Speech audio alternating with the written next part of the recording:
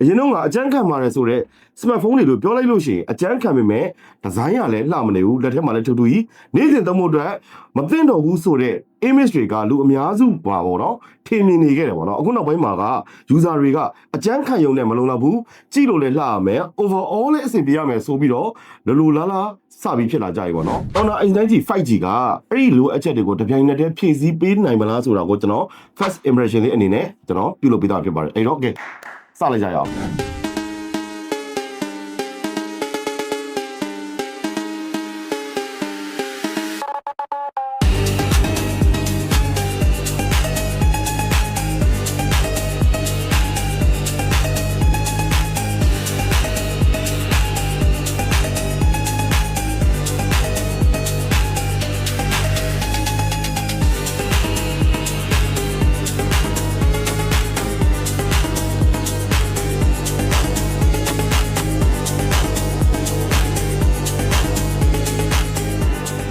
Honor A90 5G ရဲ့ design philosophy ကိုကြည့်မယ်ဆိုလို့ရှိရင်အကျန်းခံတဲ့ဖုန်းရဲ့ design ရလာတဲ့ဖုန်းရဲ့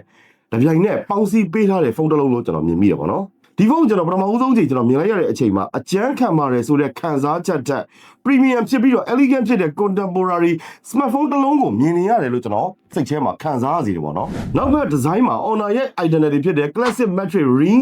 ကင်မရာဒီဇိုင်းကိုဆက်လက်ပြီးအသုံးပြုထားပေးတယ်ပေါ့နော်ဒီကင်မရာ module ကိုဖုန်းလေတက်တယ်မှာ cycle ပုံလေးနဲ့တိစောက်ထားပြီးတော့ lens တွေကို symmetrical layout နဲ့စီထားတာကြောင့်ကြည့်လိုက်လို့ရှိရင် visual balance ကောင်းကောင်းကိုရတယ်ကင်မရာ ring ရဲ့ metallic tone finish ကအလင်းရောင်ထိတဲ့အချိန်မှာ premium reflection ပေးပြီးတော့ဒီဈေးတန်းအတွင်းမှာ luxury west face တစ်ခုကို impression တစ်ခုကိုပေးနိုင်တယ်ပေါ့နော် sunrise gold color ကိုအသုံးပြုထားပေးပြီးတော့သူ့ရဲ့ back panel ကလှိုင်းတုံပုံစံလေးတွေနဲ့ pattern လေးတွေပါဝင်နေတဲ့အခါကျတော့ design ကရိုးလေးမဖြစ်ဘဲနဲ့ပေါ့နော်ပြောမယ်ဆိုလို့ရှိရင်တော်တော်ဆန်းဆန်းပြပြလေးဖြစ်ပြီးတော့လှတယ်ပေါ့ဗျာ matte ဖြစ်တဲ့အခါကျတော့လက်ရမထင်ဘူးဖုန်းရဲ့အလှကိုလည်းလုံးဝမထိခိုက်စေဘူးပေါ့နော်ရှေ့ဘက် front design မှာကပေါ့နော် ultra narrow bezel ကိုသုံးထားပြီးတော့ screen to body ratio က 94.6% အထိရောက်ပါတယ်ပေါ့နော်ဘေးရဲ့ bezel thickness က 1.3 mm ပဲရှိတဲ့အခါကျတော့ဗီဒီယိုကြည့်တဲ့အခါမှာ gain ဆိုတဲ့အခါမှာ immersive feeling ကိုကျွန်တော်တို့ကကောင်းကောင်းရတယ်ပေါ့နော် back panel ကို flat တန်းတန်းမလုပ်ပဲနည်းနည်းကောက်ဖြစ်အောင်လုပ်ထားပေးတဲ့ဒီရဲ့ design ကြောင့်ပေါ့နော်လက်ထဲမှာကင်ရတဲ့အခါကျလို့ရှိရင် ergonomic feeling ကိုကျွန်တော်တို့ကကောင်းကောင်းရတယ်ရခင် Honor A90 ထက် battery capacity ကပိုပြီးကြီးပေမဲ့ body thickness က 7.76 mm ပဲရှိတဲ့အခါကျတော့သူ့ရဲ့ weight က193 gram ပဲရှိလို့ slim ဖြစ်ပြီးတော့ lightweight ဖြစ်တဲ့ profile ကိုဆက်လက်ထိန်းထားနိုင်တယ် frame နဲ့ back panel ကို plastic material နဲ့ကောင်းပြုလုပ်ပေးထားတယ်ဘေး quality က cheap feeling လုံးဝမရှိဘူးပေါ့နော် power button နဲ့ volume button တွေရဲ့ tactile feedback ကလည်းကောင်းတယ်ဖုန်းရောက်မှာ Central USB Type C port နဲ့ speaker ပါဝင်ပြီးတော့ 3.5 mm jack ကတော့ပါဝင်လာဘူးပေါ့နော်အပေါ်ဘက်မှာ speaker တစ်ပေါက်ကထည့်သွင်းပေးထားတဲ့အခါကျတော့ stereo speaker configuration ကိုရရှိတယ်ပေါ့နော်ကင်မရာ unit ကို Corning Gorilla Glass 7i နဲ့ပြုလုပ်ပေးထားပြီးတော့ကင်မရာ back ကိုလည်းထိခိုက်မှုလျော့နေစေဖို့အတွက်ကို reinforcement design နဲ့တိစောက်ပေးထားတယ်ပေါ့နော်ရှေ့ဘက် screen ကိုလည်း aluminum silicate glass နဲ့ပြုလုပ်ပေးထားတယ်အဆင်ပြေတယ်ဒီအချက်တွေကြောင့် Honor A90 5G က rooted smartphone level durability နဲ့ mainstream smartphone design ကိုပေါင်းပြီးတော့ပြုလုပ်ပေးထားတဲ့ device တစ်လုံးဖြစ်လာပါတယ် durability ဘက်မှာ Honor A90 5G ကရခင် Honor A90 တက်တစ်ဆင့်ပို့ပြီးမြင်လာခဲ့တယ်ပေါ့နော် durability ဘက်မှာ Honor A90 5G က HGS 5 star certification နဲ့ IP69K rating ထိရရှိထားပြီးတော့ high pressure water exposure အထိကိုခံနိုင်တယ်ပေါ့နော်Honor A90 5G က water repellent library structure ကိုအသုံးပြုထားပြီးတယ်ပေါ့နော်ဒါကဘာလို့ဆိုလို့ကျင်လာလဲဆိုတော့ type ပေါက်တွေ speaker ပေါက်တွေပြီးရင်သူ့ရဲ့ bottom area တွေမှာရှိတဲ့ရေတွေကတခါတည်းလဲမဝင်နိုင်အောင်လမ်းကြောင်းကိုအစင်သစ်ပြောင်းပြီးတော့အပြင်ဘက်ကိုပြန်စီးထွက်သွားအောင်လုပ်ပေးထားတဲ့ design ကိုပြောချင်တာဒါကြောင့်မိုးရတဲ့အချိန်လက်ဆုပ်ဆုပ်နဲ့အသုံးပြုတဲ့အချိန်တွေမှာပါဖုန်းအတွင်းပိုင်း component တွေကိုကောင်းကောင်းကာကွယ်ပေးနိုင်တယ်။ဒါအပြင်255 meter အမြင့်ကနေပြုတ်ကျသွားရင်တော့မှပဲခံနိုင်ရည်ရှိတဲ့ ultra bound anti drop technology လည်းပါဝင်ပါသေးတယ်။ display ဘက်ကိုပြောမယ်ဆိုရင် display ဘက်မှာ 6.7 inch AMOLED panel ကိုအသုံးပြုထားပေးပြီးတော့ 1.5K resolution 120Hz refresh rate 1 billion color နဲ့ HDR support ပါဝင်ပြီးတော့ display color ကလည်းအဆင်ပြေတယ်အဖြစ်ပြောစရာမရှိဘူး။ fingerprint ကလည်း6000နစ်အထိရောက်နိုင်လို့ဒီရောက်အောက်မှာသုံးလို့ရှိရင်တော့ screen ကိုရှင်းရှင်းလင်းလင်းပြတ်ပြတ်သားသားကြည်ကြည်လင်းလင်းမြင်ရတယ်3840 Hz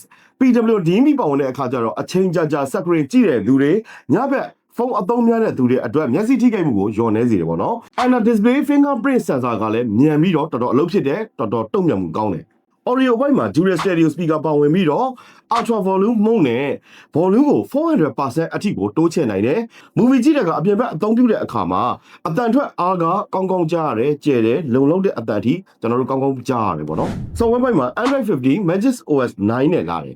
UI က clean ဖြစ်ပြီးတော့ animation တွေ smooth ဖြစ်တယ်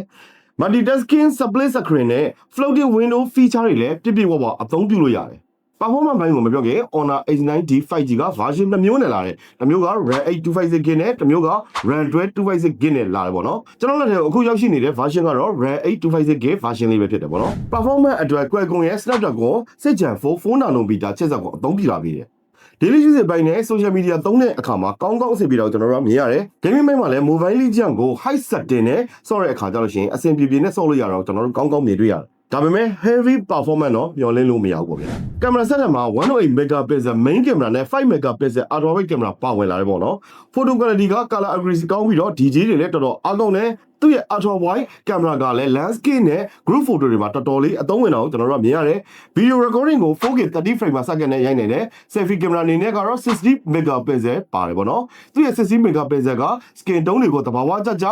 လှလှလေးထုတ်ပေးနိုင်တယ်ကင်မရာနဲ့ပတ်သက်တဲ့ DD တိတိကျကျကို full review မှာကျွန်တော်ပြန်ပြောပေးမယ် Movie photo feature ပါဝင်ပြီး Honor share နဲ့ Honor contact app တွေကိုအသုံးပြုပြီးတော့ iOS device တွေမှာ motion မပြတ်ဘဲနဲ့ share နိုင်တယ် battery ဘိုင်းကိုပြောမယ်ဆိုလို့ရှိရင် battery ဘိုင်းက 8300 mAh ultra large silicon carbon battery ကိုအသုံးပြုလာပေးတယ်ပေါ့နော်ကျွန်တော်စမ်းသုံးကြည့်ရတဲ့လောက်သူ့ရဲ့ battery ကတရက်တော့ကောင်းကောင်းခံတာကိုမြင်ရတယ်အားတဲ့အခါမှာ 66W super charger 7.5W reverse wire charger ကိုလည်းထောက်ပံ့ပေးထားတယ်AI experience အနေနဲ့ Google Gemini AI feature တွေကို system အတွင်းထဲမှာ deeply integrated ပြုလုပ်ပေးထားပြီးတော့ second to set voice to text at the screen စတဲ့ feature တွေကိုအသုံးပြုပေးထားတယ်ကျွန်တော် first impression အမြင်နဲ့ Honor H9D 5G ကိုဘယ်လိုလူမျိုးတွေနဲ့တင့်တော်တယ်ဆိုတာကိုပြောပြရမယ်ဆိုလို့ရှိရင် design လည်းလှရမယ်အကျန်းလည်းခံရမယ်ရေဆိုလည်းခံရမယ် display လည်းကောင်းရမယ် speaker လည်းကောင်းရမယ် camera လည်း